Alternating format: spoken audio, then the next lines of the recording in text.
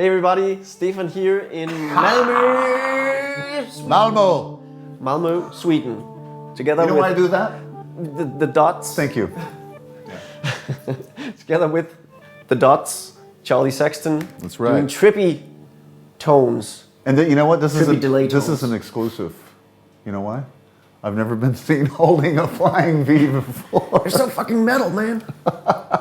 No, man, Albert King. Albert bro. King, yes, well, I know. You know, we can turn it off for a second. Yeah. Yeah.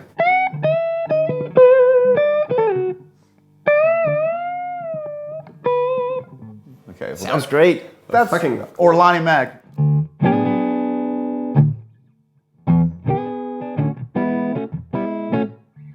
Okay, when I think of flying V's, baby, that's what I'm thinking of. yeah. But now to a completely different world. Yes.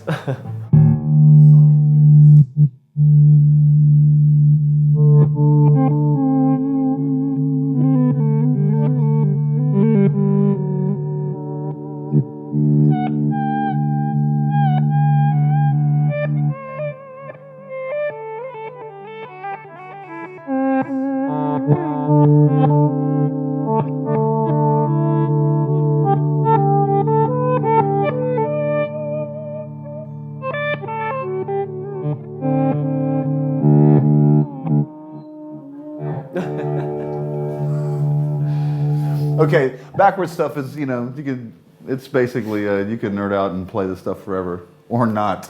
But. I'm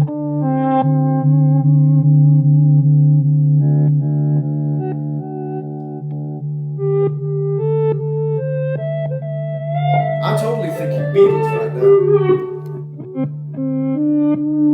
Well, you know, exactly, and it was a lot harder to do back when they did it than this.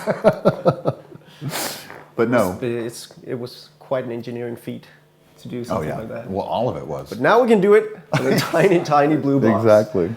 Yeah, it's really cool. It has as I said, George Harrison, Beatles vibe and Ravi Shankar thing going.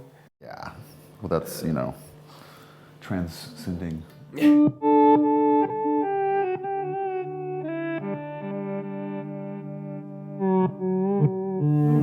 Was that what you were going for, or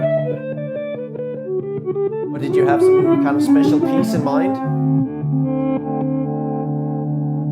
Well, as I told you when we were working on the TonePrint, the cool thing, being able to get in here and do all the different variations on it, is I was getting as close to the sound that they actually have a song called The Neighborhood, which is what this preset's called. And usually it takes me about 2 or 3 pieces of gear to get to what we've been able to do. With one pedal. Exactly. And an editor. Yeah. Yes. And as I said before, in another circumstance, yes, it's all those elements. There's pieces of it that are Beatle-based, Indian music-based.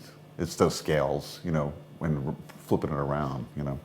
So you mainly use it for this, you know, Yeah. droney thing. Yeah, because quickly, what I was just playing, it just sounds like madness by itself. But years ago, made a record, and I bought a fuzz pedal by this guy named, a company called Prescription Electronics, called the Experience pedal, which was kind of based on the Hendrix thing. Must be. Anyway, so I brought the pedal back, and we were recording in this little room, weird studio I had. And it was the second day of test recording. The first day we recorded acoustic instruments. The second day we recorded electric. Yeah.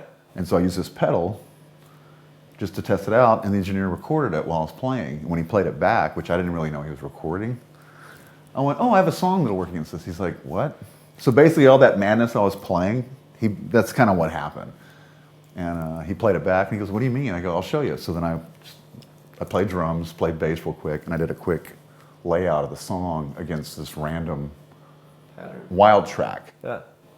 And it was cool because I played stuff I would have normally played if I was playing to the song. And he was confused for a couple hours, and he was like, oh, wow, you know.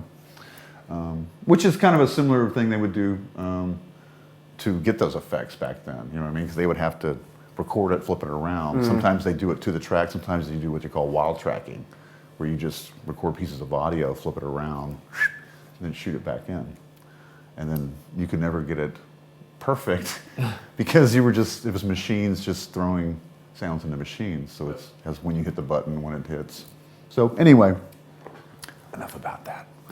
I think it's a fun little TonePrint to make, you know. Yeah, I think it sounds really cool. And if we are just gonna explain the details real quick, it's a reverse delay, obviously, where we took away some high end to make it a bit softer on the ear. It was a bit piercing at first, and then we introduced a bit of vibrato.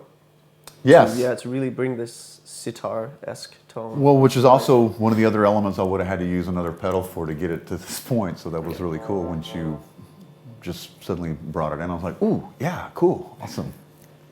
And then we really narrowed the range of the pots. So it's very low feedback, so it doesn't get too messy. And the delay is fixed at around, was it 400? I think it was 588 or something. I'll just check.